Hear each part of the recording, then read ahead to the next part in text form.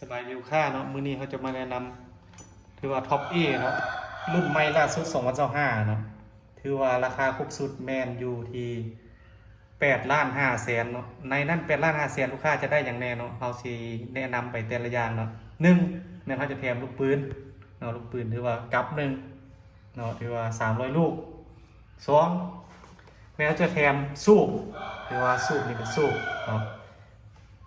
สูบรุ่นกลางตีนพับได้เนาะส่วนตัวปืนเนาะอยู่ในนี่เนาะปืนแม่นจะแม่นปืนเขาจะใส่ถังคาร์บอนก้นม้วนแล้วก็เป็นเรา XM8 ยาวนี่45เซนเก็บเสียงหรือเก็บเสียงยามเทคเนาะตัวนี้เสียงนี่โอ้เงียบหลายเนาะส่วนกล้องจะเป็นกล้อง Discovery 3/12x22 เนาะรุ่นใหม่ล่าสุด MS เนาะ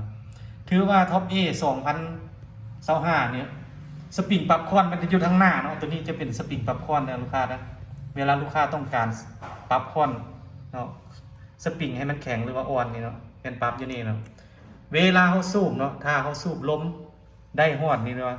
ซาวหรือว่า 2,000 วิได้เนาะถือว่าเขาจะยิงได้ประมาณ60 นัดเนาะถือว่าปืนนี้เขารับประกันเนาะถือว่าระยะยิงแมน70 เมตรรับประกันฝา UEC นะถ้าเอาบ่ได้นี่เขารับประกันเปลี่ยนเราไม่ให้นะปืนเขาแม่นมีรับประกันหลังการขายถือว่าด้ามจับนี่เป็นด้ามจับยางเลยเนาะแต่ว่าเนาะถือว่าท้ายนี่พับได้นะลูกค้าเนาะเวลาลูกค้าไปปลาเนาะถือว่าพับท้ายเข้าหรือว่าหันเก็บเสียงออกนี่หันเก็บเสียงออกเนาะเวลานี่เนาะเวลาลูกค้าไปนะไปปลาไปอย่างนี้ให้มันสั้นเนาะถือว่าหันเก็บเสียงออกเนาะหันเก็บเสียงออกแล้วก็พับท้ายเข้าสามารถใส่โบโล่ได้เนาะเวลาเขาหันเก็บเสียงแล้วก็พับท้ายเข้ามันจะเหลือเพียงแต่50 เซนเราสามารถใส่โบโล่ได้เนาะรุ่นนี้เนาะถือว่าโอ้รุ่นนี้รุ่นใหม่ล่าสุดเดือน2025งามหลายเด้อปืนนี้ถ้าลูกค้าใดสนใจเน้นติดต่อทางเบอร์โทรเนี้ยเนาะเบอร์โทรวอทแอปเด้อ020 919 72 575เนาะถือว่าวิธีเขาเนาะส่งเครื่องเนาะเวลาลูกค้าสั่งเครื่องเขาส่งเครื่องถ้าลูกค้าต่างแข็งแม่นเขาจะส่งทางรถเมล์เนาะ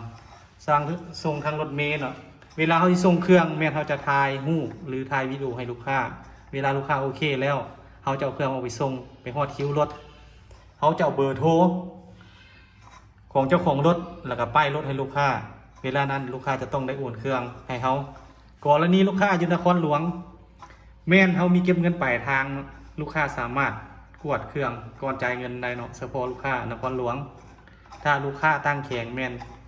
เขาฝากเครื่องแล้วต้องได้โอนเงินเอาเนาะจบขอขอบใจ